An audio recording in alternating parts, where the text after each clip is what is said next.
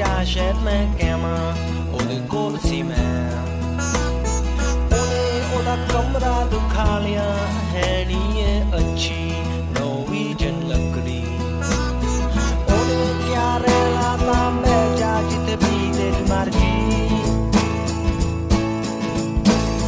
ਮੈਂ ਆਲੇ ਦੁਆਲੇ ਦੇਖਿਆ ਕੋਈ ਉੱਥੇ ਕੋਸੀ ਨਹੀਂ ਸੀ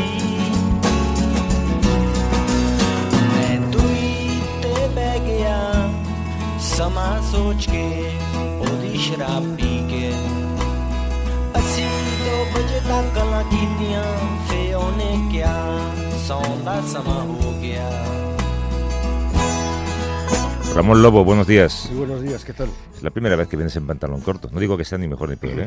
Bueno, el espectáculo no es edificante, pero bueno, es que ahora me voy al gimnasio y así más fácil. ¿Te lo has tomado en serio? Sí, he perdido 8 kilos ya. Es como dejar de fumar. Si te pones, ¿no? Sí, esa es la conexión. Si fui capaz de dejar de fumar de 2 paquetes y medio a 0, sin pastillas, sin nada, simplemente por la ley que aprobó el Partido Socialista, la ministra Salgado, que había que salir a fumar a la calle. Yo no quería salir a fumar a la calle, no porque esté en contra, sino porque no estaba a favor de cada 5 minutos levantarme y demostrarme que era un imbécil dependiente, pues por eso dejé de fumar.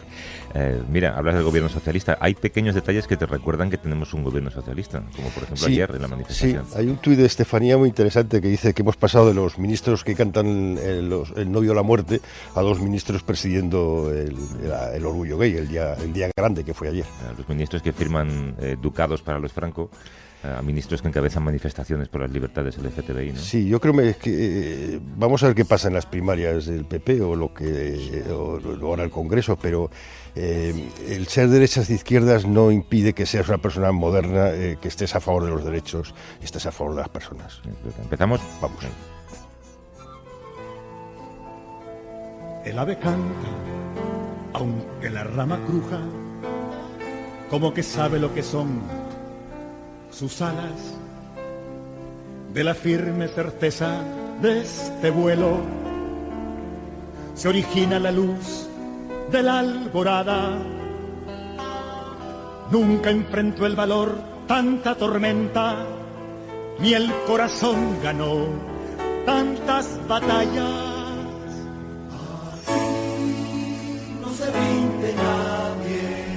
A ver, vamos a explicar esta canción un poco, ¿no? Esta es una canción de Carlos Mejía Godoy, Nicaragua, que es uno de los himnos de la protesta contra Ortega y su mujer, que aunque él cree que es un grupo de golpistas, es una insurrección ciudadana de jóvenes, de personas, donde hay más sandinismo en la calle que en el gobierno, que hace mucho tiempo que se olvidó de que era eso. Exacto, ni recuerda lo que fue aquello, ¿no? Nicaragua, donde la crisis que el país lleva viviendo desde hace varias semanas se ha cobrado ya tantos muertos, cientos de muertos. Sí, 310 más desaparecidos y también heridos. Y después están levantadas 2 de las ciudades más importantes de la mística revolucionarias, como son Masaya y hay otra que ahora no recuerdo el nombre, pero bueno, Masaya, que es donde el sandinismo fue su primera gran batalla, es ahora mismo una de las grandes cunas, además de Managua, Morimbó, no me acordaba, Morimbó, que también están las canciones de Carlos Mejía Godoy. Son ciudades que están levantadas, los estudiantes sobre todo, con barricadas en contra de Ortega, que acaba de decir, como hemos visto en el boletín, que no va a convocar elecciones anticipadas. Sí, los llama golpistas. Estados Unidos ha evacuado a casi todo su personal, solamente el embajador y algunos empleados de la embajada se quedan allí, aunque les han recomendado que permanezcan en sus casas y que eviten cualquier desplazamiento innecesario. Yo no sé hacia dónde conduce esto, pero... Hombre, esto tarde o temprano tiene que conducir lo que tiene que conducir, que es a unas elecciones anticipadas y posiblemente a la salida de Ortega. Ayer estuve en una comida, cena con Guillermo Altares en Segovia, y a la vuelta me trajo una persona que ha estado 2 años en Nicaragua y me decía que el problema de Ortega es un tío que cuando volvió al gobierno después de perderlo llegó cargado de resentimiento, y ese es el Ortega que se ha cargado todo el proceso. Para ampliar esa información nos acompaña por teléfono la periodista Cintia Torres, del diario nicaragüense La Prensa. Además, para allá es la madrugada allí. ¿Cómo estás, Cintia? Buenos días. Muy buenos días. Un saludo, Javier y Ramón. Buenos días a toda su audiencia.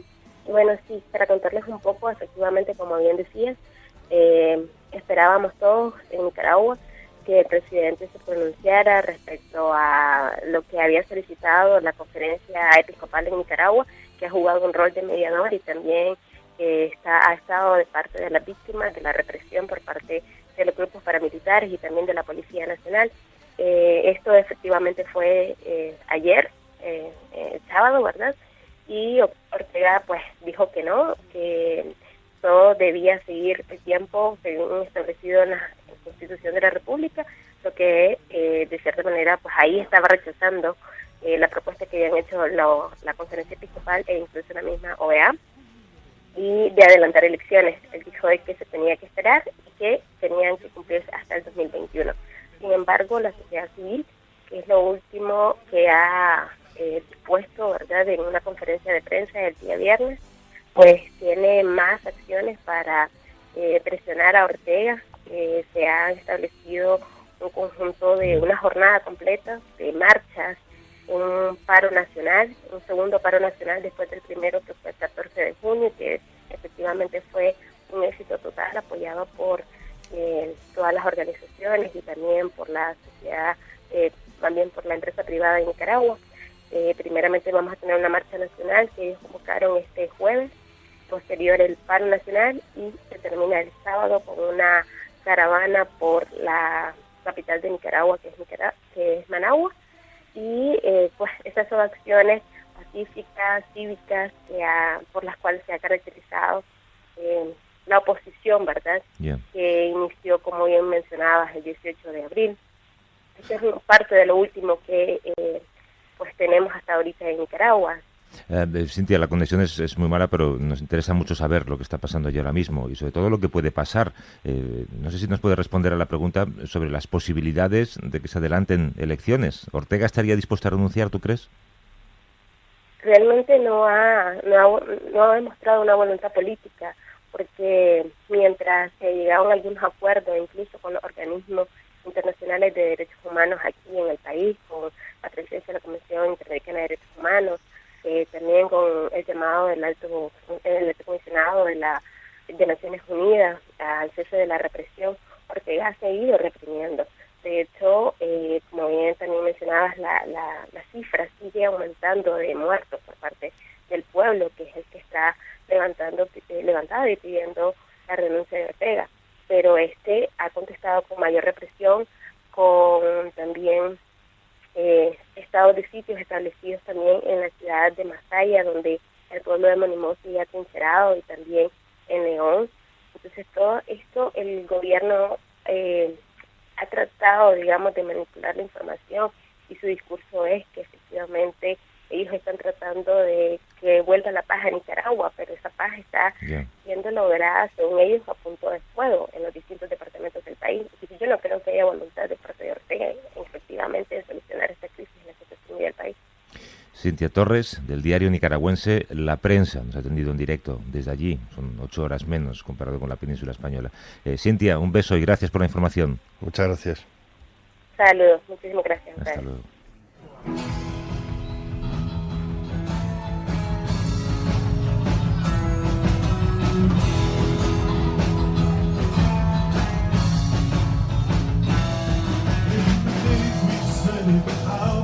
Suele tener que pedir disculpas, pero la conexión era malísima. Mira que hemos trabajado por intentar que sonara bien, pero hay veces que es imposible. Parece mentira que en el año 2018 una conexión telefónica directa con Nicaragua no pueda ser con un poco mejor de calidad. Bueno, esto tampoco se oye muy bien. Porque afortunadamente, porque Joseph Crowley cantando. Claro, es un directo de Joseph Crowley cantando, pero lo bonito es de este gesto es que él acaba de perder las elecciones primarias por el Partido Demócrata. Él es un pope del Partido Demócrata, lleva como 20 años en el Congreso, en la Cámara de Representantes, y ha perdido con una joven de 28 años. Y él le dedicó esta canción en una reunión tocando la guitarra.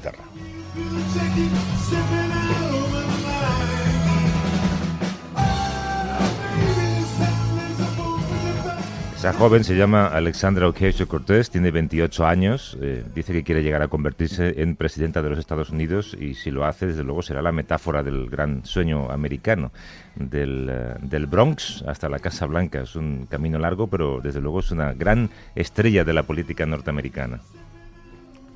Women like me aren't supposed to run for office. I wasn't born to a wealthy or powerful family.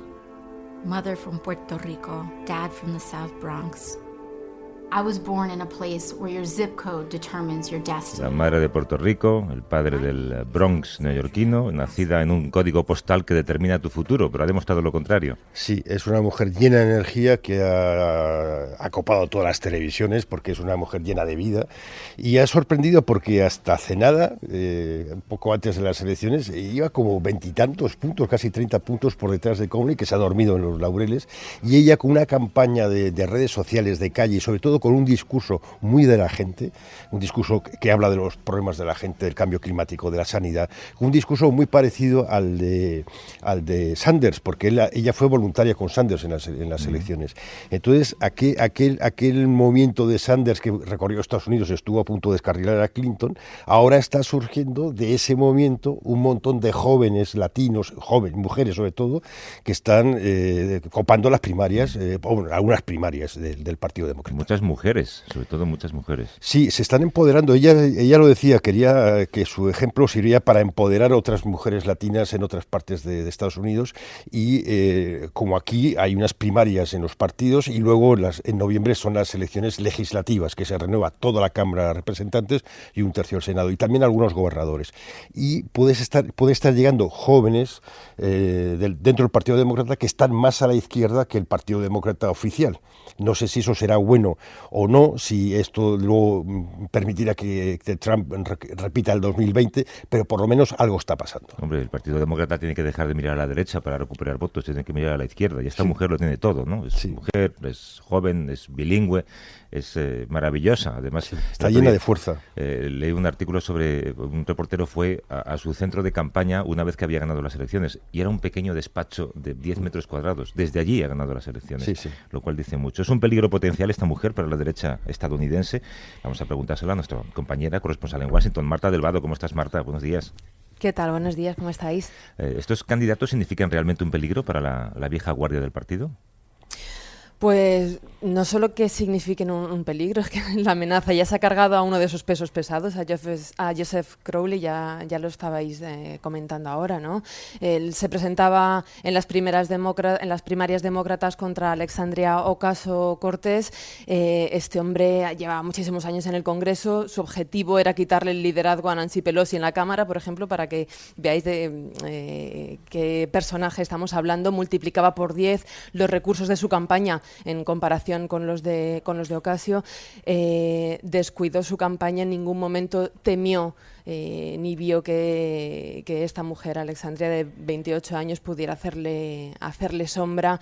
Por ejemplo, durante la campaña electoral no se presentó a ningún debate, mandó a su número 3, nunca la tuvo en cuenta, y eso ha hecho que ella, que se ha pateado el distrito 14, que es por el que se presentaban, al final se hayan decantado los votantes por ella, ¿no? Entonces, yo creo que la amenaza es más que latente y la primera víctima es Joseph Crowley. Nancy Pelosi, Ramón, que es una especie de, ¿cómo te lo compararía? El Alfredo Pérez Rubalcaba del Partido Demócrata. Exacto, y además ella estaba preocupada por lo que está pasando, porque también en California Kevin León, ahora también el otro día el Intercept hablaba de Julia Salazar, que es una candidata al Senado en Nueva York, hay también candidatos a gobernadurías, se está moviendo algo. ¿En las filas republicanas se mueve algo? En las filas republicanas están pendientes sobre todo desde la Casa Blanca, están mirando a Trump y de pensar qué es lo que van a pasar primero en noviembre y después en 2020, ¿verdad? El otro día una activista del movimiento Black Lives Matter que pasó por el programa, Marta, contaba que el Partido Demócrata siempre se está equivocando porque ahora vuelve a mirar hacia la derecha para intentar rascar votos en lugar de mirar hacia la izquierda, que es donde seguramente tiene una gran bolsa de votantes que no se movilizaron en las últimas elecciones. Y además es que yo lo que creo es que el sentimiento anti-Trump está creciendo a marchas forzadas en este año y medio que llevamos de legislatura. Están despertando una ola de activismo político que la gente que más tiempo lleva aquí dice que no tiene precedentes, porque es la marcha de las mujeres, han sido los estudiantes a favor de la regulación de armas, ahora las marchas contra la política migratoria, a favor del cambio climático, incluso a favor de la ciencia. Y esto está haciendo que pequeñas donaciones vayan a los candidatos que representan las posturas más progresistas, y esto precisamente es lo que ha pasado en el caso de Alexandria Ocasio-Cortez, que más del 70% de las donaciones que ya ha recibido eran de menos de $200, ¿no? Entonces yo creo que este factor los demócratas lo tienen que tener muy en cuenta. Estamos en el 2018, este año hay elecciones de mitad de término y estamos todavía mucho camino de las elecciones del 2020. ¿Qué se dice que puede pasar? ¿Hay algún tipo de encuesta? ¿Hay votantes de Trump arrepentidos? Yo creo que la incertidumbre y la imprevisibilidad es tan grande que nadie se atreve a augurar lo que pase, ¿no? A Trump le persigue prácticamente desde el principio esta sombra del impeachment por la trama rusa, pero la verdad es que la popularidad dentro de sus bases se mantiene prácticamente en el mismo rango, se mantiene intacta. Entre el 42% andaba esta semana, entre el 45% hace 2 o 3 semanas. Entonces, bueno, de aquí al 2020 todavía queda mucho camino por recorrer. Lo que tiene la derecha, ¿verdad, Ramón? Nunca Sí. reconoce haber cometido un error. Es la No, disciplina. y después hay una gran diferencia entre la América rural y la América urbana. Y la América rural veremos cómo le afecta toda esta guerra comercial, que también puede ser importante. He leído esta mañana que Bloomberg, o por lo menos siempre se dice que Bloomberg está pensando en presentarse a la presidencia, ¿no? Pero que sí hay movimientos, pero Trump ahora mismo es mucho más fuerte de lo que parece. Marta, aprovecho que estás en antena. Quiero que nos cuentes qué tal te ha ido durante el viaje al estado de Tamaulipas, en México. He estado en la frontera entre Tamaulipas y Texas. He estado en McAllen, cubriendo todo el tema de la separación de las familias después de cruzar la frontera de manera ilegal, para entender un poco mejor qué es esto de la política de tolerancia cero que anunció Jeff Sessions a principios de mayo, ¿no? La administración Trump en estos momentos está sumida en un auténtico caos. Lo primero, para identificar a los niños separados de sus padres al cruzar. Hace 2 días dijo que fueron separados más de 3.000, son 600 más de los que dijo la administración en un primer momento, y todavía ni siquiera han podido aclarar cuántos han sido reunificados. Ahora están haciendo pruebas de ADN para acelerar este proceso de reunificación y para cumplir con una orden judicial que puso como plazo para mitad de julio que el gobierno reúna a todos los niños menores de 5 años con sus padres, y para finales de julio tendrán que ser reunificados el resto, ¿no? Y para eso, bueno, yo te digo, están haciendo pruebas de ADN porque ahora mismo tienen un caos administrativo, que no saben cómo van a hacer esas reunificaciones, porque ya hay padres deportados y con hijos detenidos, y al revés, hijos deportados con padres detenidos, y bueno, esto le está desgastando mucho al gobierno. Por otro lado, se están celebrando juicios masivos que ya existían desde hace años, pero con esta política de tolerancia cero se están incrementando. Lo que hace la nueva política de Sessions es que todos los migrantes que hayan sido detenidos al cruzar la frontera de forma ilegal sean llevados a un juicio penal. Entonces están juzgando, pues el juicio que yo fui en McAllen la semana pasada, había 86 acusados en una sala que estaba a rebosar. Llegan encadenados por las manos, por la cintura y por los pies. Es una estampa tremenda. La ropa todavía está llena de barro porque es con la que cruzan el Río Grande. Están detenidos varios días en los centros de detención de la patrulla fronteriza hasta que les llevan ese juicio. El olor es muy fuerte, no les permiten ducharse. Los agentes de la Border Patrol incluso están con mascarillas.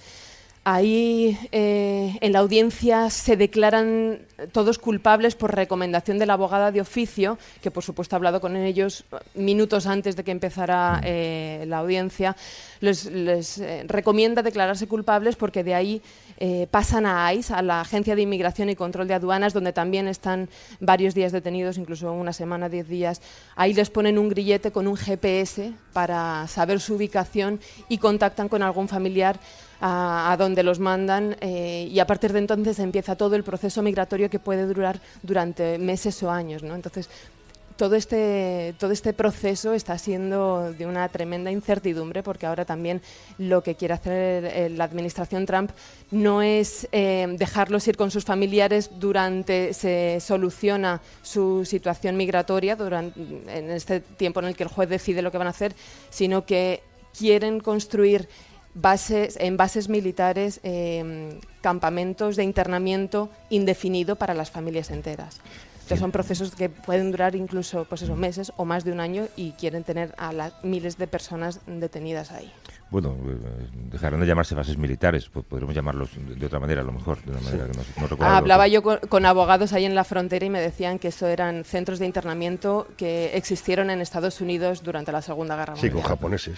Pero 150 migrantes al día en un pueblo como McAllen, que es un lugar muy pequeño, es como una ciudad juzgado, ¿no?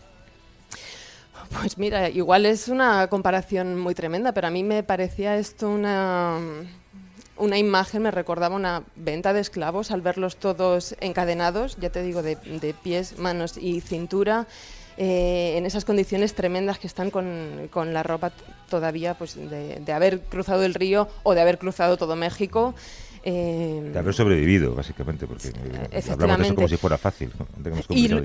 Y después de estar en lo que ellos, los migrantes, se refieren como hieleras, que son los centros de detención de la Border Patrol, de la patrulla fronteriza, que están en unas condiciones de abuso. Ellos cuentan cómo les castigan a temperaturas muy frías, les suben el aire acondicionado, apenas les dan de comer, no les permiten ducharse. Son condiciones que organizaciones como Human Rights Watch están denunciando desde hace años. Sí, esos son malos tratos. Eso te iba a preguntar. Está en el mismo capítulo de la tortura de malos tratos y otros tratos degradantes. ¿A los niños también les juzgan? A los niños están pasando situaciones tan kafkianas como que hay menores incluso de 3 años que han sido llevados ante un juez que les han leído sus derechos, les piden que se declaren culpables igual que a los mayores y les explican que les tienen que deportar. Los abogados de oficio, de organizaciones que acompañan a los niños migrantes, cuentan cómo en las escenas el niño de 3 años estaba gateando sobre la mesa jugando mientras el juez le leía toda la retahíla que le tiene que leer por ley, ¿verdad? Marta del Vado, corresponsal de la SER en Washington. Gracias por estar despierta hasta ahora. Y te veo pronto, por cierto. Aquí te espero. Un abrazo. Chao. Chao, hasta luego.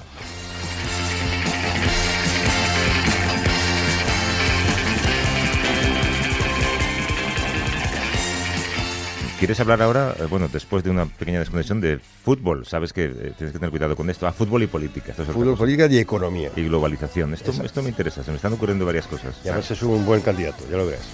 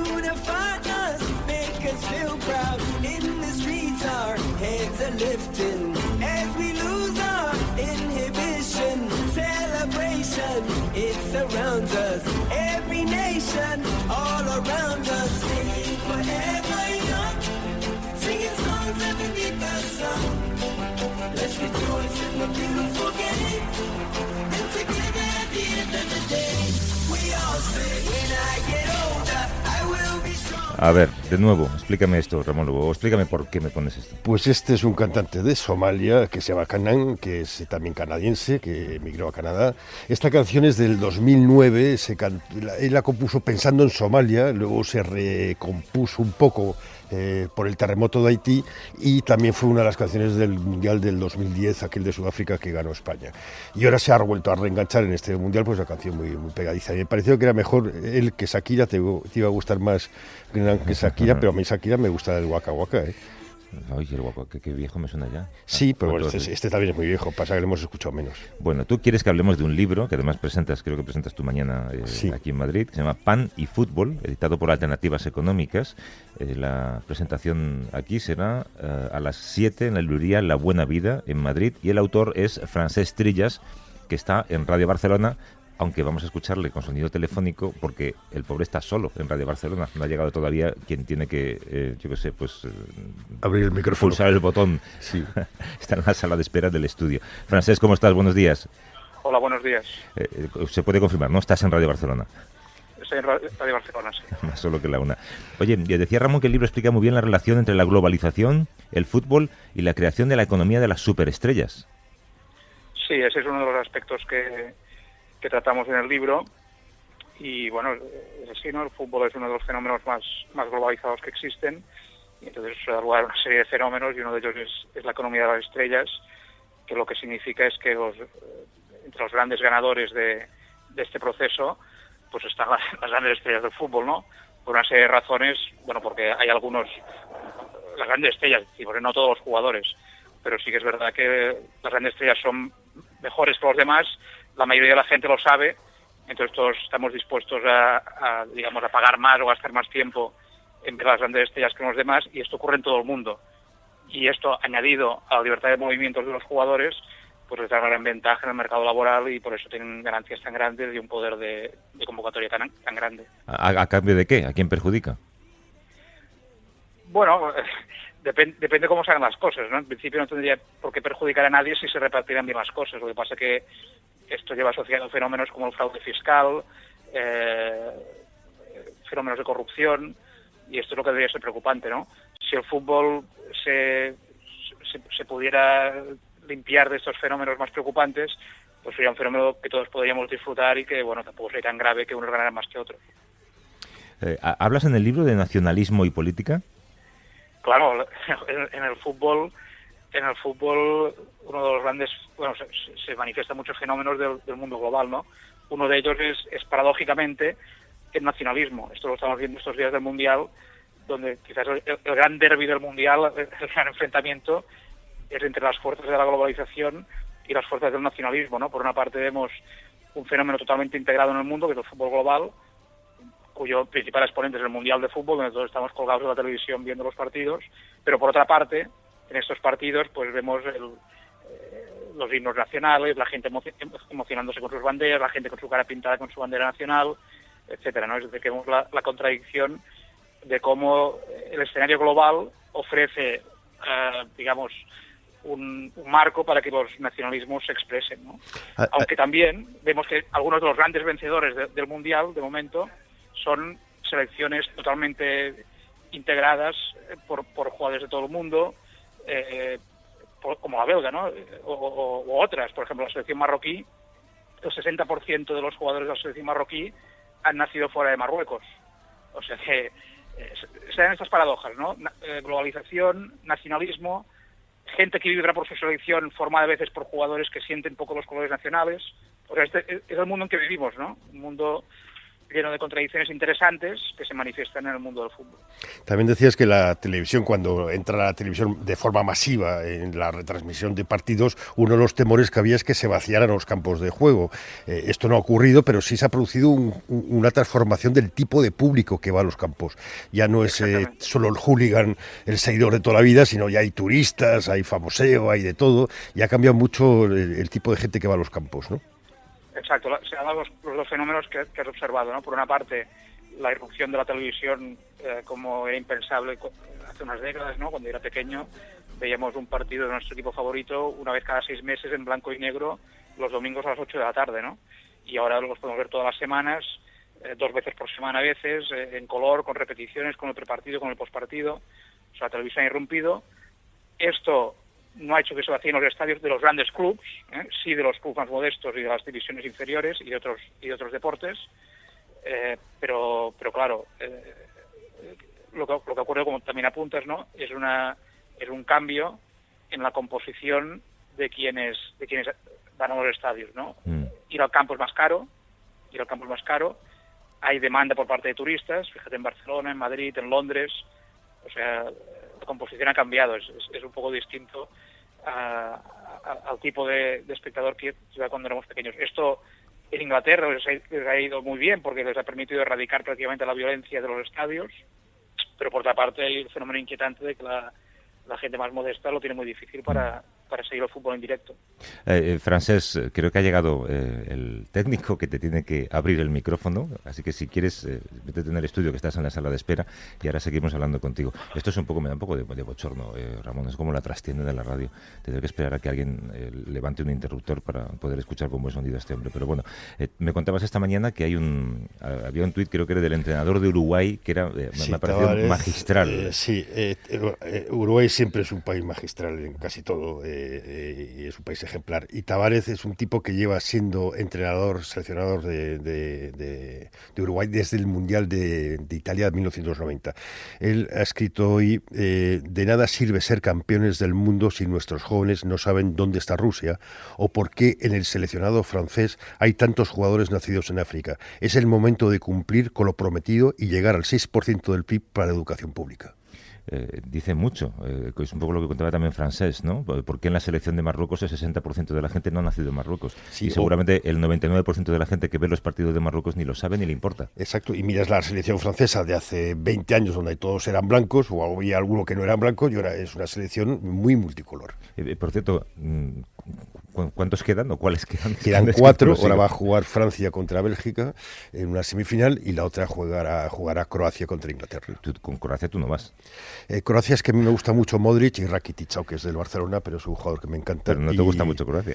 No me gusta políticamente Croacia, porque creo que es un país que no ha hecho la transición emocional de reconocimiento de culpa de lo que ocurrió en los Balcanes. Estás ya en el estudio, ¿no, Francés? Sí, estoy en el estudio. Cataluña, te escuchamos mucho mejor. Bueno. Oye, también otra cosa que reflejas en este libro, Pan y Fútbol, que insisto, es un libro sobre la globalización económica del mundo del fútbol, es la incorporación masiva de la mujer. Gradual y prometedora, pero sí, o sea, la incorporación de la mujer no solo como aficionadas, sino como practicantes del deporte, ¿no? Ofrecen la esperanza también de un fútbol pues menos violento, menos discriminatorio, menos corrupto, menos racista, ¿no? Es una esperanza del fútbol que esperemos que se vea realizada también en las próximas décadas y años. Eso va a tardar mucho. Yo recuerdo como cuando decían, no, es que el fútbol ya es masivo en Estados Unidos. Este es el año en el que a los americanos les gusta el fútbol, que el fútbol sigue siendo el deporte número seguramente pues 10 o 11. Entre los hombres. Entre los hombres, sí, entre las mujeres. Es de los primeros. De los primeros en las mujeres es una potencia, pequeñas. Es una potencia. Sí, y después es curioso porque de muy niños, juegan juntos hombres y mujeres. Luego se van separando. En Athletic Bilbao, por ejemplo, me parece que juegan juntos hasta no sé qué categoría. Y claro, si hubiera una mujer que fuera como Messi, que hay jugadoras de grandísimo nivel, pues no sé si acabaremos viendo fútbol mixto, ¿no? Pero cada vez hay más gente que va a los estadios para ver el fútbol femenino. Claro, se podría probar, ¿no? En tenis hay tenis masculino, femenino y mixto. O sea, se podría probar en el fútbol también. Es muy marginal, el tenis mixto, hay que decirlo. Están los estadios vacíos. Es verdad, pero en los grandes torneos hay partidos mixtos interesantes. Es interesante cómo el fútbol refleja también algo que ocurre, en el terreno de la economía, lo que está sucediendo en el resto del mundo, ¿no? Las grandes oligarquías o los grandes oligarcas rusos, árabes, chinos, están haciendo con los grandes centros comerciales, por ejemplo, en cualquier lugar del planeta, y también con las grandes oportunidades en el mundo del fútbol. Efectivamente, o sea, estamos viendo cómo en España mismo, ¿no? Pues hay presencia de capitales de países que uno se pregunta qué motivación tienen para entrar en el mundo del fútbol, ¿no? Hay motivaciones económicas, pero también hay motivaciones políticas, diplomáticas, de poder, de corrupción, de todo tipo, ¿no? Ante esto lo que hay que hacer es primero reconocer el fenómeno y segundo intentar regularlo, ¿no? Es decir, si uno está muy bien que cualquier propietario extranjero quiera invertir en un club deportivo, pero hay que sujetarlo a reglas, regulaciones, impuestos, ¿no? Y tener pues una economía bien regulada para que estos flujos pues acaben distribuyéndose bien en el conjunto de la población, ¿no? Y sobre todo que paguen impuestos y que las cosas se hagan a luz del día y con transparencia. Coincide en el fútbol en la gran globalización y el tribalismo. Y uno de los grandes cánceres, aparte de la evasión de impuestos, es la xenofobia, vamos, el racismo.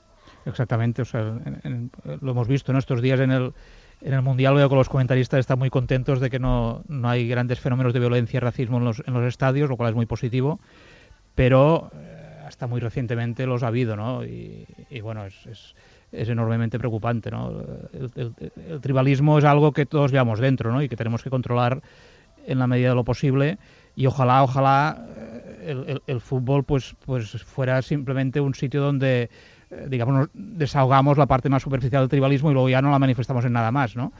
Lamentablemente a veces pues se desarrolla en insultos, en violencia, y esto, digo, por suerte parece que no ha pasado dentro de los estadios en esta Copa del Mundo de momento, y esperemos que no pase. Pero bueno, igualmente nos debería hacer reflexionar que el día que termine el Mundial, o sea, Rusia va a estar siendo dirigida por un autócrata racista, homófobo. O sea, esto no lo va a manifestar en los partidos, pero no tenemos que olvidar que este Mundial se está organizando a mayor gloria de este señor. Sí, y el siguiente es en Qatar, que no es precisamente una democracia ejemplar. Y el siguiente es en Qatar, ¿no? Cuya asignación se produjo en medio de acusaciones de corrupción, que en parte dieron lugar a la investigación del FBI, que terminó con la detención de numerosos dirigentes de la FIFA. Y bueno, ese va a ser el siguiente Mundial, sí. Tú eres economista, profesor Sí. de economía aplicada en la Autónoma. Al fútbol igual le falta un poco lo mismo que a la política, un poco de transparencia, ¿no? Porque parece que se le perdona todo. Mucha transparencia. Se le perdona se le perdona más que la política. Ojalá el fútbol fuera tan transparente como la política. Y no somos precisamente un ejemplo de transparencia en política en España, ¿eh? No, bueno, en algunas cosas sí, en algunas cosas no. En el fútbol, a diferencia de la política, le perdonamos mucho a los profesionales, ¿eh? Le perdonamos porque claro, hay un negocio detrás, ¿no? Todos queremos que nuestro club gane, todos queremos aumentar las audiencias, y es duro, ¿no? Hacer un editorial contra el fraude fiscal de los futbolistas o contra la corrupción de algunos dirigentes, ¿no? O contra las manifestaciones xenofóbicas de algún futbolista, algún entrenador. Entonces, como se pierde negocio, pues se hace poco, ¿no? En la política es normal que haya editoriales, titulares contra responsables políticos. En el fútbol es mucho menos frecuente. Queda machismo en el fútbol, ¿no? Porque el Mundial, escuché el otro día también algún comentario de que este es un juego de hombres. Bueno, también juegan mujeres. Hay una especie de códigos de macho alfa que están todavía por desterrar. Bueno, por supuesto. El fútbol mayoritariamente es un juego que juegan hombres, que arbitran hombres, que entrenan hombres, que comentan en televisión hombres. En las transmisiones en abierto en España creo que solo salen hombres en directo durante la transmisión. Y bueno, esto no refleja la realidad. Hay muchas aficionadas, hay muchas jugadoras, y bueno, esto es fruto de una tradición en la que hasta hace pocas décadas no se esperaba que las mujeres practicaran ningún deporte, ¿no? Esto está cambiando y esperemos que cambie más aceleradamente en los próximos tiempos. Y mira lo que le pasa a María Gómez en las retransmisiones, ¿no sabes, no? Sí, y a otras muchas periodistas brasileñas. Hay una especie de... No sé por qué, siempre que se produce un grupo, es como el más tonto del grupo es el que marca la media intelectual del grupo. Es verdad, ¿eh? Y rebaja la media intelectual de los demás. El libro se llama Pan y Fútbol. Igual habría que explicar, Ramón, el significado de pan y toros, que era lo que se decía durante el franquismo. Sí, pan y fútbol un poco viene del pan y circo de Roma, ¿no? Que esto no es el fútbol como distracción de masas cuando hay grandes crisis. Esto no es algo que hayamos inventado nosotros, lo inventaron los romanos. Tú tienes, Francesc, esto ya es una cuestión un poco más personal, la sensación de que en España se le da al fútbol más importancia de la que merece. No sé si es un fenómeno estrictamente español, o sea, es tan globalizado. Hombre, el fútbol tiene un gran atractivo, ¿no? O sea, a mí me gusta mucho el fútbol y soy el primero que me pongo delante de la tele y que cuando puedo voy al estadio, ¿no? Y eres del Barça, además, ¿no? Y además soy del Barça, o sea, fíjate. Y claro, o sea, he tenido la suerte de que, o sea, cuando yo era pequeño el Barça ganaba muy poco. O sea, ganamos una liga cuando tenía yo 12 años y otra cuando tenía 21 o algo así. O sea, ahora ganamos más a menudo, no ganamos siempre, también es verdad, pero ganamos más a menudo. Pero, por supuesto que le da demasiada importancia. Pero bueno, o sea, no pasa nada porque la gente nos podamos distraer con algo si estamos dispuestos a pagar por ello y no molestamos a nadie, ¿no? Lo que pasa que simplemente en el libro se hace una llamada a quienes lo disfrutamos, que por lo menos seamos conscientes de que el fútbol tiene una cara, un lado más oscuro, ¿no? Que es este lado de la discriminación, del tribalismo, de la corrupción, del fraude fiscal, y que esto pues simplemente haga una llamada de atención a que seamos conscientes de ello y lo reflejemos pues en los diarios que compramos, en las radios que escuchamos, en cómo nos comportamos en los estadios, cómo nos comportamos con nuestras familias, con nuestros amigos, y en definitiva intentar civilizar un poco el mundo del fútbol, ¿no? De seguirlo disfrutando, pero poco a poco irlo civilizando como hemos civilizado, como intentamos civilizar el mundo de la política y el mundo de las relaciones sociales en general. Que seamos todos conscientes del riesgo de embrutecimiento colectivo, que a veces parece que está ahí, muy cerca, lo tocamos con los dedos. Francesc Trillas es economista, es profesor de Economía Aplicada en la Universidad Autónoma de Barcelona, autor del libro Pan y Fútbol, publicado por Alternativas Económicas. Gracias, Francesc, un abrazo. Gracias a vosotros. Un abrazo, Francesc. Hasta luego. Bueno, y tú, estás en pantalón corto, así que vete corriendo. Sí, ya estoy calentando la bota. Te quiero ver trotar, ¿eh? Hasta luego.